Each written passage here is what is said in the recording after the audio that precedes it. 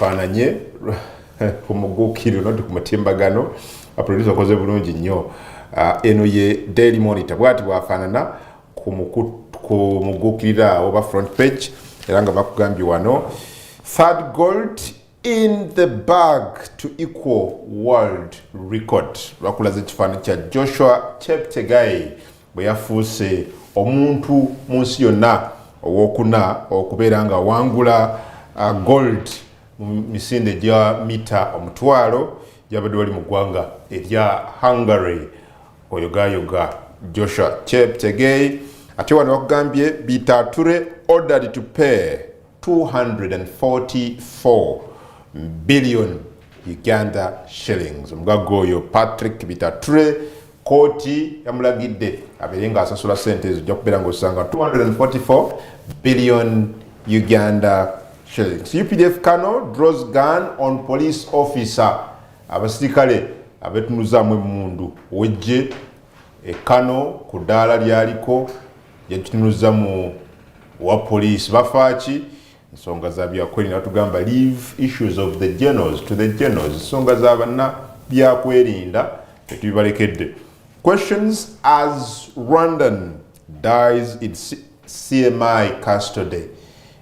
Nti waliwo ebibuuzo bingi ku munnansi w'eggwanga ly'e Rwanda omunyarwanda eyafiiridde mu kaduukulu aka Chieftaincy of Military Intelligence CMI biri wano kandowooza tebigenda kubeera nga bituviirako embeera nga bwe yali mabigako eri amawanga gombiriri gano tegafuna obutakkaanya Rwanda enenye eggwanga erya Uganda okubeera nga mbu balina bannansi baabwe baali basibidde obwemage wano mu ggwanga lya Uganda but nga ne Uganda nayo esonga olunwe mu ggwanga lya Rwanda kubeera nga egiketta n'ebirala.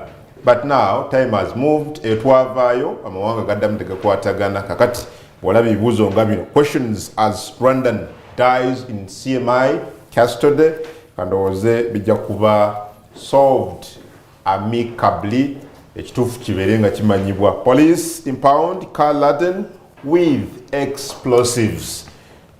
Wadde ayagala kukola kijja kubeera ng'obisanga. Uganda Airlines opens direct route to Mumbai. Lunaku lw'enkya program ye Hot Cup at 9 tujja kuba n'omukyalo oyo Jennifer Bamturaki nga ye CEO wa Uganda Airlines wano bakulaga nti Uganda Airlines opens direct route to Mumbai. Tubuuka butereevu okuva e Uganda kati mpaka Mumbai mu ggwanga erya India.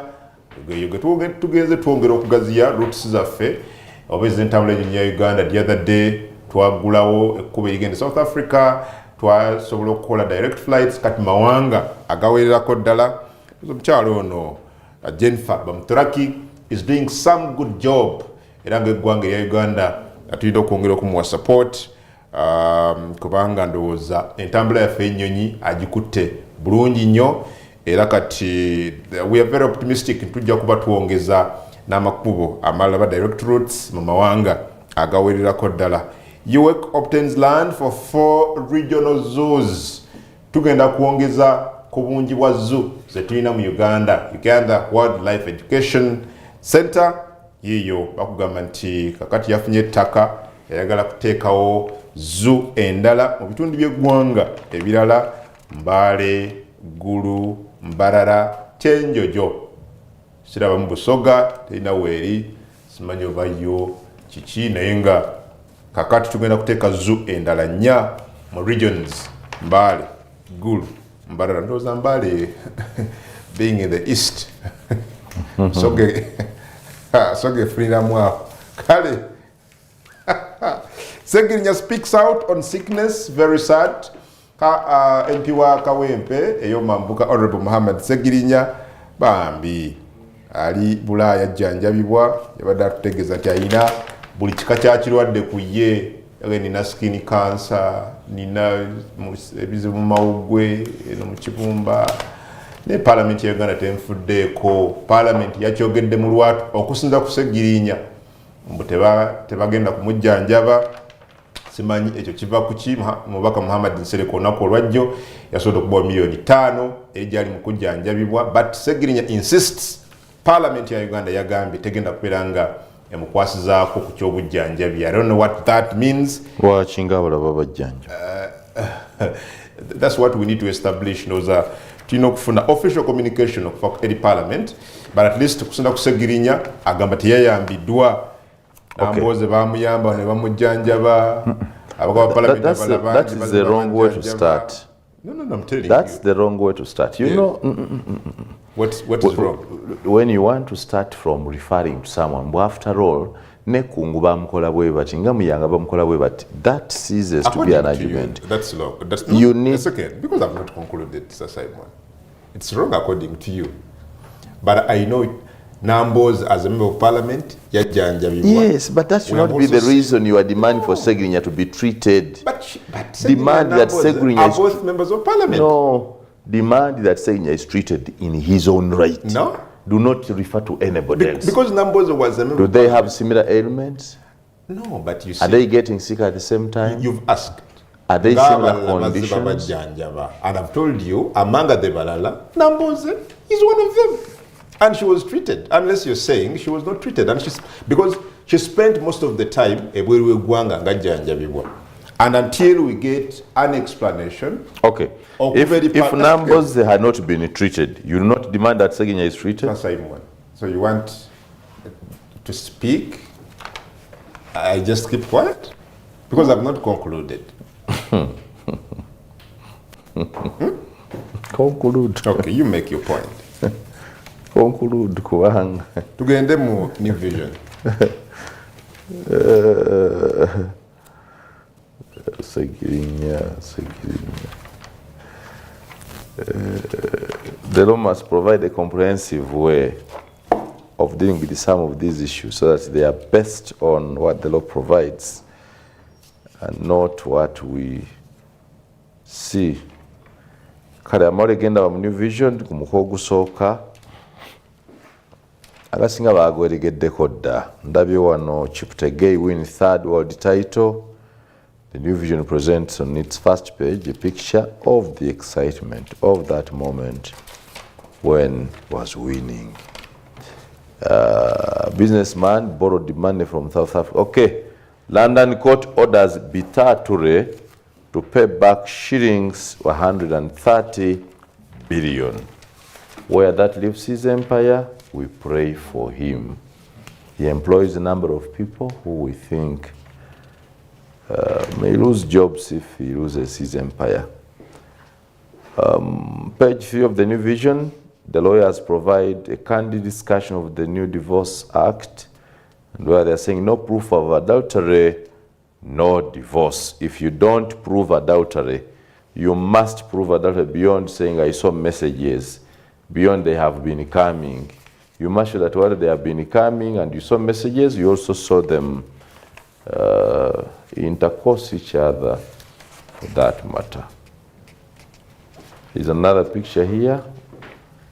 And the story of Museveni Starbucks officials discuss investment opportunities. And the story of Tracy Judith Akello, who works as a supervisor of domestic taxes, URA, who won an award. That's what's celebrating as we celebrate the one of Cheptegei. The government loses over shillings 20 billion in Silk project. Another scandal of 20 billion. The story in the New Vision's page 12 has Remigio Achia and Dr. Msenero read about the details of what happened.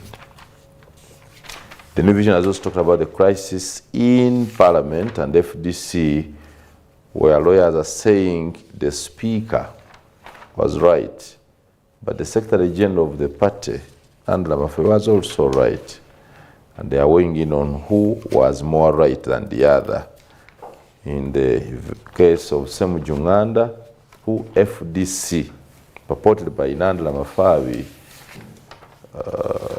suspended or withdrew from the role of leader, from the role of whip, but the Speaker insists the way it was done was irregular and contradicts the provided rules of procedure for Parliament, and also contradicts their conduct of doing things at Parliament. As such, the Speaker says Ssemujju Nganda is going nowhere, but Nandala insists Ssemujju must go. We wait to see who wins. Is it the Speaker? Is it the Secretary General of that particular party? This and more in today's New Vision. You can pick a copy and see what General Salim Saleh is saying here. And maybe lastly is 40 countries have expressed interest in joining BRICS. The onslaught on America's influence world over seems to be growing every day. Leaders of the BRICS emerging economies, which account for about a quarter of the world's wealth, will meet in Johannesburg, South Africa this week, looking to widen the bloc's influence and push for shifts in global geopolitics. Kale, the picture I see is one Modi Narendra Modi of India and Cyril Ramaphosa of South Africa, who are the leaders of the BRICS. That urge, the desire by other countries other than America and Britain to create their own economy and their own global currency. Whether that succeeds or not, we'll wait to see.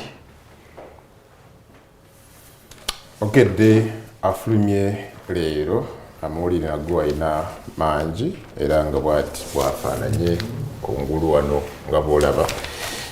Kulembeza eggulu eriga nti bawadde obujulizi ku pasita atiga abakazi.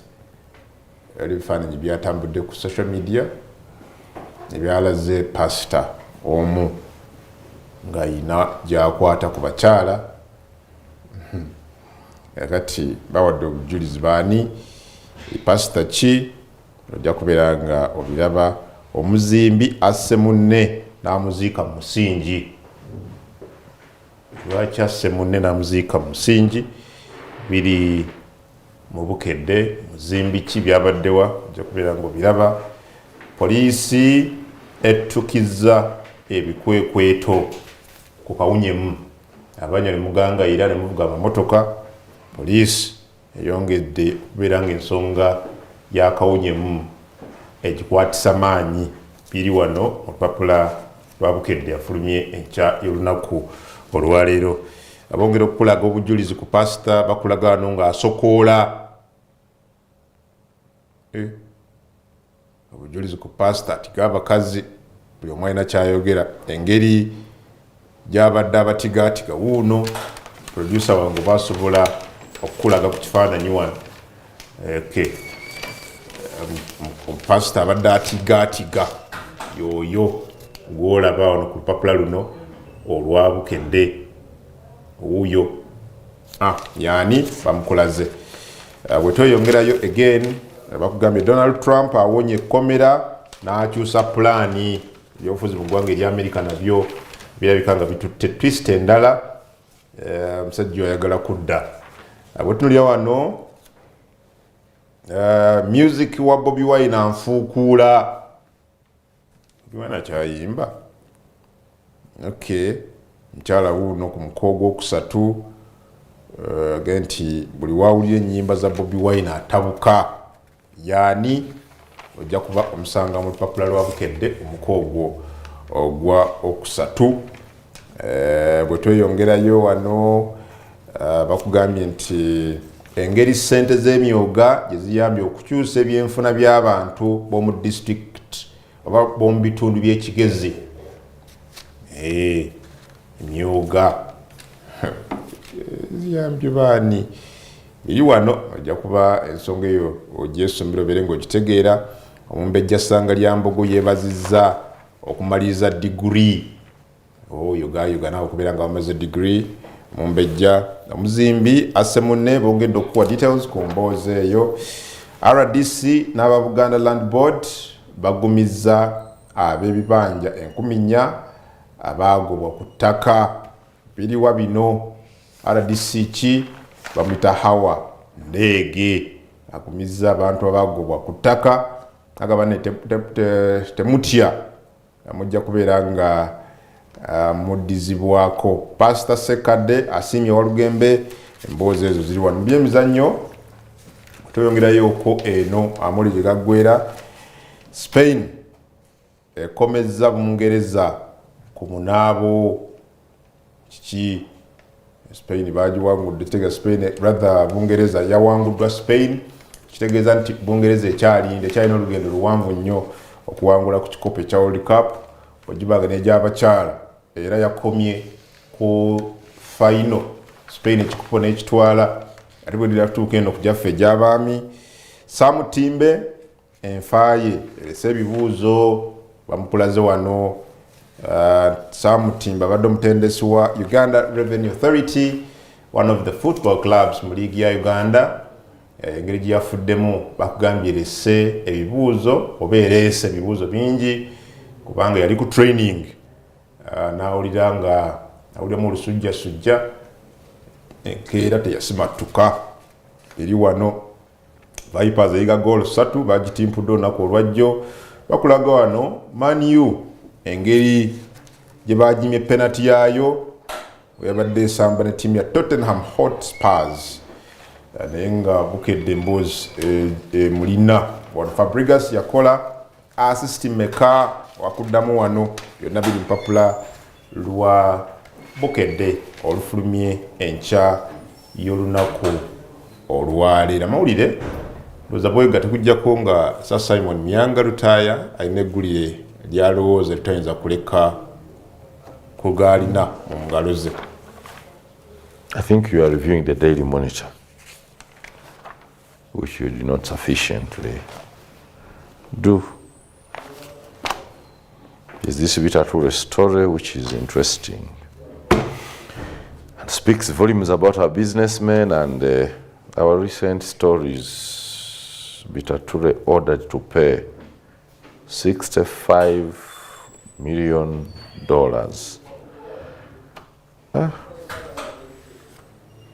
Kali, it looks big.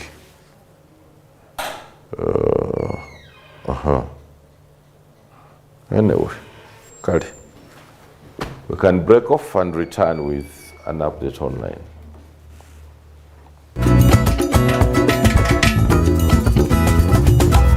Agempapula n'emikutu mugangamuka ku Baba TV.